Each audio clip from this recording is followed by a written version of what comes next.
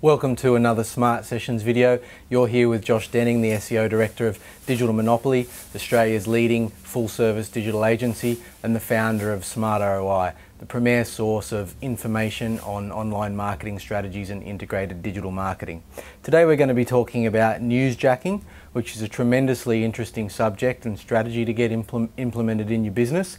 Still more of a little known subject and something that not a lot of agencies or business owners have mastered as a whole. However, something that can very much grab you a tremendous amount of result in your business quite quickly in the form of traffic, links, media exposure, media mentions, brand recognition, and really a whole lot more. So just before we get started, I want to reference David Merman Scott. He's recently produced a book on newsjacking. It's a fantastic book. Highly recommend that you go out and purchase that book on Kindle Reader. It's only $6.99. I'll post a link under this video so that you can go and have a look at that book and preview it and see if it might be worth reading for yourself. So let's just dive straight into newsjacking and what it is and how it works. Before we get onto this model on the board here, you may remember in Australia there were some miners that got stuck underground in a mine when there was a problem with one of the mines, and they were stuck under there for quite a long time, and this was obviously international coverage on the news. It was huge, and Oakley, the sunglasses manufacturers, saw that as an opportunity to get some massive brand recognition. And what they did is when the miners were coming out, they made sure that they had a pair of sunglasses for all 150 of the miners that were stuck underground that the miners could put on and wear straight away, because obviously when you're stuck under in the dark, you come out and your eyes can't handle the sun. So the exposure that's believed that Oakley got from doing that, newsjack right there, which is exactly what they did, is believed to be worth over $40 million worth of media exposure. Now that's a huge example of actually doing newsjacking, and if you can pull that off, awesome. I mean, it does get pulled off every year, but on smaller notes, there's newsjacking and things that you can do all the time that can get you massive exposure in your industry and really do very well. So let's just jump over to this diagram over here. This is basically I suppose it's the flow of a news story, that when some hot news gets released, what happens is that it moves up this scale and starts to get more public interest as the story grows.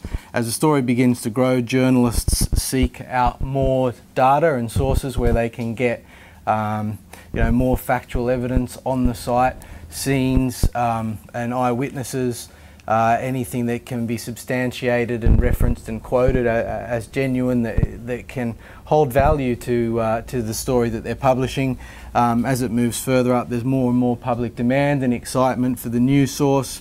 A story will reach peak exposure where it's really getting a lot of attention, and it might be in all the trade journals, on the news, late night news, or primetime news really, and just constantly in the eye. And as it moves on, it becomes old news until the story's finally completely done and off the scene completely. So what you really want to be trying to do is you really need to be able to move in real time to newsjack and to hook onto a story and get as much exposure from it as you possibly can. Is you really need to be monitoring for hot news all the time, and you can do that using RSS, which syndicates different sources from different blogs into an RSS reader. Google Reader's gone now, but there's lots of others. I'll place a couple of recommendations for RSS readers under this video as well. And an RSS reader is going to pull different content all into the one place, so you can be monitoring it and seeing it all the time. And you want to be looking out for hot stories that are breaking, that you know a lot about and that are relevant to your industry, that you can jump on by either doing a blog post or a tweet, or all of the above, a press release that's going to piggyback off that big story. So you're really looking for stories that may seem a little bit incomplete, but you can see that they're going to go really large. Like one example that was in David Merman Scott's book was when Paris Hilton was arrested and you know, for drug possession or what have, or disorderly behaviour, which I guess, you know, is what she's famous for, really.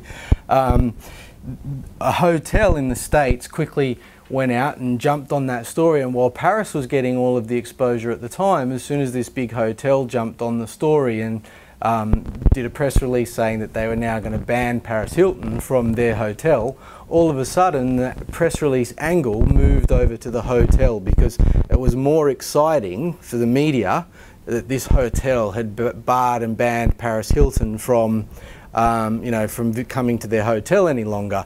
So all of a sudden, where Paris Hilton was probably loving and enjoying all that media attention, which keeps her famous, the hotel jumped out, threw a story in right here, just right on the piggyback of that big news story, and got all the exposure turned to them, which resulted in, you know, millions and millions of dollars worth of media attention.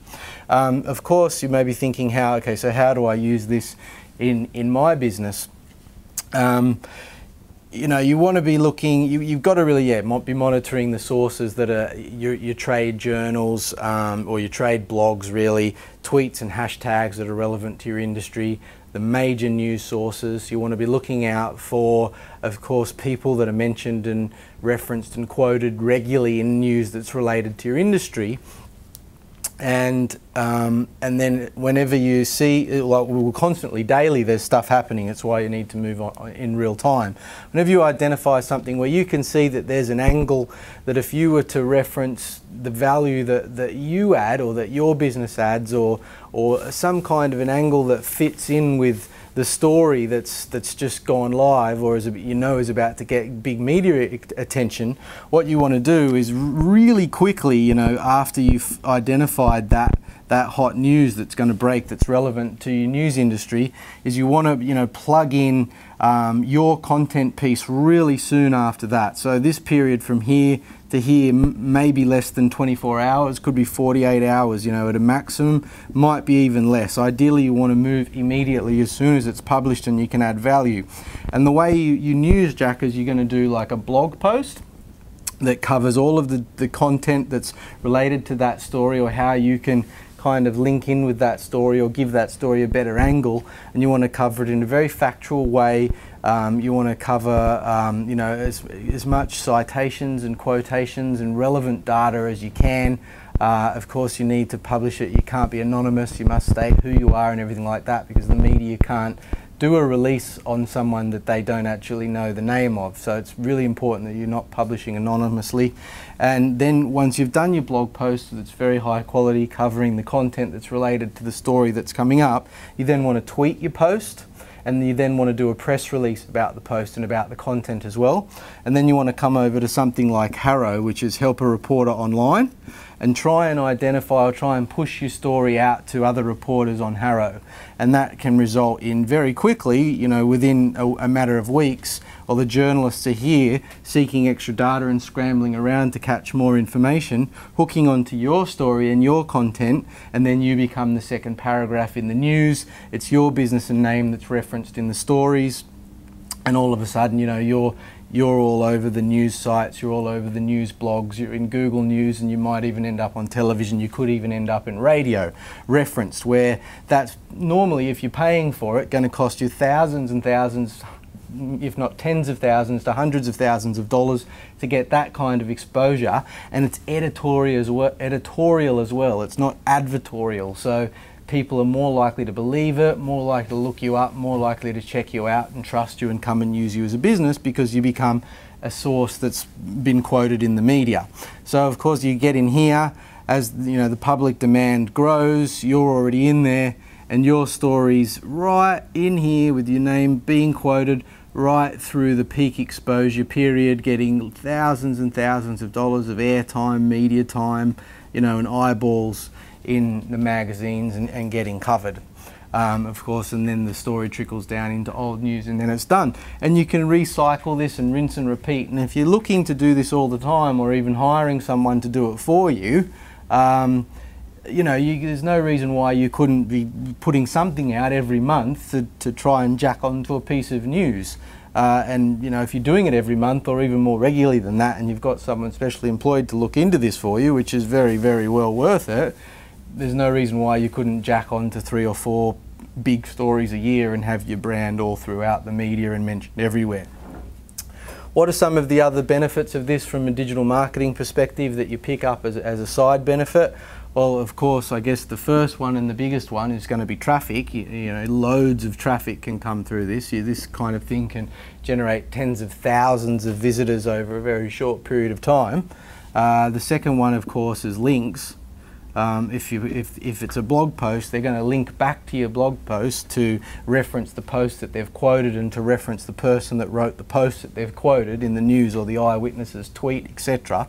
So loads of very, very high quality links, natural links that Google's going to love can come from this. Of course, brand recognition.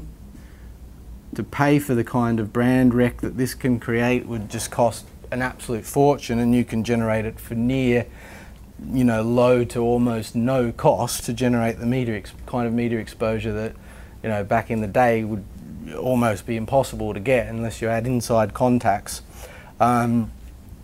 You know, and of course, you know, media exposure, fame for your brand, all kinds of things. They're really the big ones that can create fame if you're doing it enough, which of course fame's going to lead to more traffic, going to lead to more links, etc., etc. So, I mean, that's pretty much everything that I wanted to cover in this story. I hope I've covered it off well, and you've really, you know, can pick it up from that. If you do have questions, please comment below. I'll be more than happy to do another video on this and cover some specific angles, as well as, you know, ways to do this more, how to find sources, how to keep those sources coming into your RSS reader, the kind of sources to look for, how to become the go-to person or go-to girl, go-to guy, go-to girl in your industry, which of course helps, how to be on the lookout for what the media likes, what they want, you know, anything like that. So you let me know below what you'd like to know, what you'd like to see, and I'll be more than happy to do that for you.